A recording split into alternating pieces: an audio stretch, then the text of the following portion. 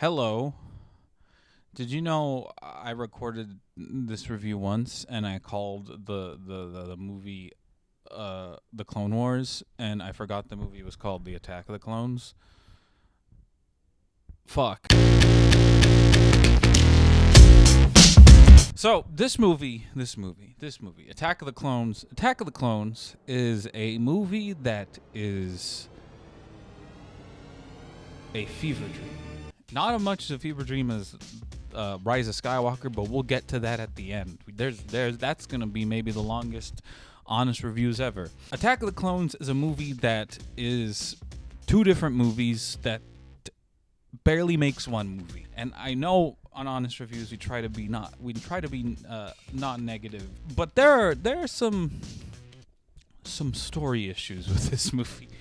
So, first off, let's just get this out of the way. Why is this movie so horny? Why is Anakin?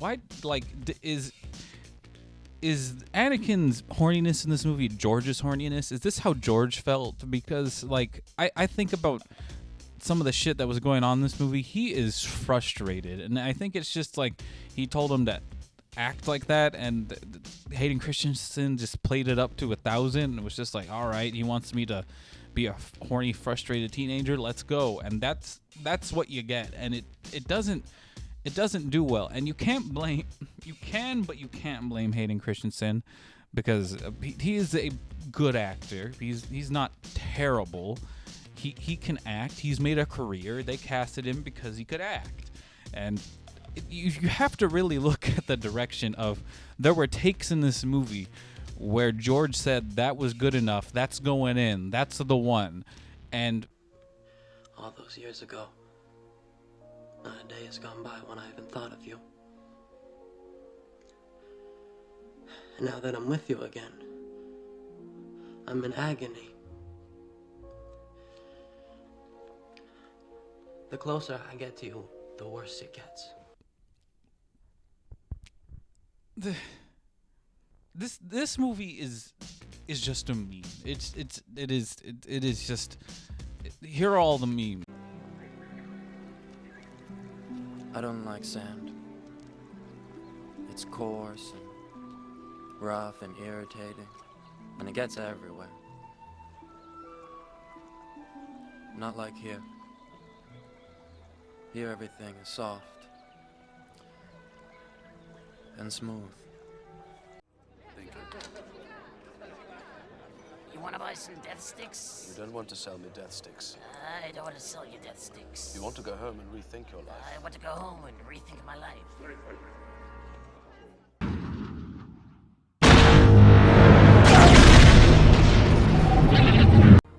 I killed them all. They're dead. Every single one of them. And not just the men, but the women. And the children, too. We fly, no lie, you know this. Wow, wasn't that great? Children, that's great. Like, this movie could have been better. So there are parts of this movie that I really that I like. It's the part where Obi-Wan's trying to solve the mystery of who tried to assassinate Padme, or Queen Amidala, whatever the fuck you want to call her. And it's just like, hey, I'm gonna go do this. You need to protect her. And so he goes off and goes around, and it's a lot.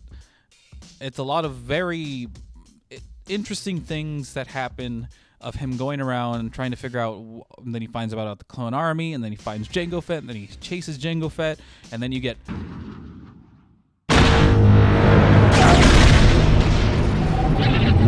him going to Geonosis, Geonosis, and all the fun. And then you have the subplot where George Lucas thought he was fucking writing Shakespeare, like with fucking the horniness of Anakin Skywalker. Stop talking about, man, Padme, I just want to fucking, like, my heart just fucking, ooh. The thought of not being with you, I can't breathe.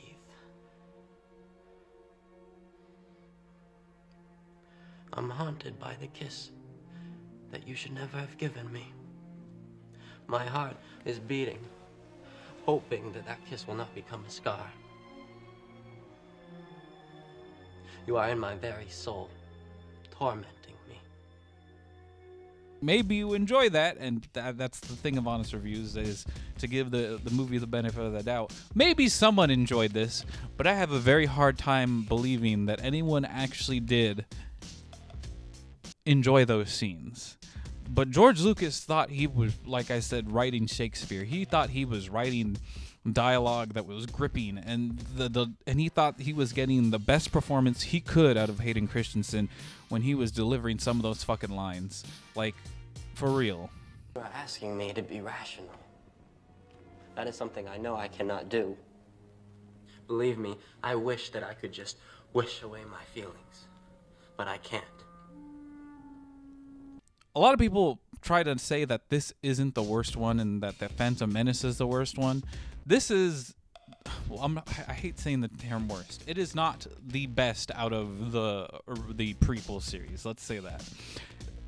This is the not best out of the prequel series, because everyone tries to say that, oh, this movie's better than Phantom Menace. It has the clones and it has Jango Fett, and it's like, yeah, the stuff with Jango Fett is like really quick, and then everything with the clones is in the last 15 minutes of the fucking movie.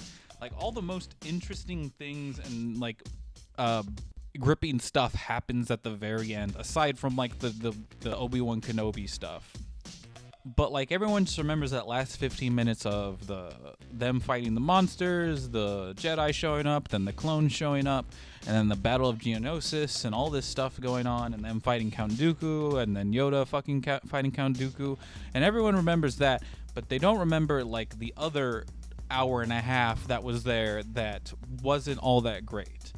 And it's just a weird movie. It's a really, really weird movie, and it's at the bottom of the prequel list. But yeah, just clones are cool. Jango Fett's cool. Jango Fett's cool in his design, like his character gets jobbed, but I feel like that's just a running joke with George Lucas, is the Fett or the cool guy has to get owned. Like that. Same thing with Captain Phasma, but we'll maybe get there. I might remember to talk about that. Who cares? But why is this movie so horny? That's my final thought on this. And tomorrow we get to talk about my favorite one out of the prequels, the Revenge of the Sith. Wow, this is a bad idea.